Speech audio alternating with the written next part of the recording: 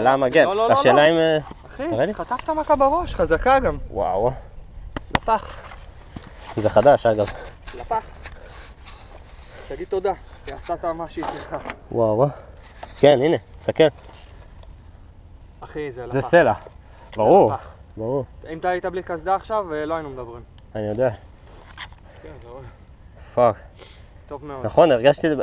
בוא'נה, אבל מה זה היה? הגדם. כנראה. לא, הוא נכנס בזה. כנראה נכנסתי נכנס בגדם. שאלה עם הטלפון בחיים? לא. נראה לי שלא. כן, נראה לי שהוא מת. לא. עבדן, את הפלאפון. תסתכל מה יש לו פה. סיני או לא סיני? וואו. וואו. אתה יצאת היום בנזקים, אחי.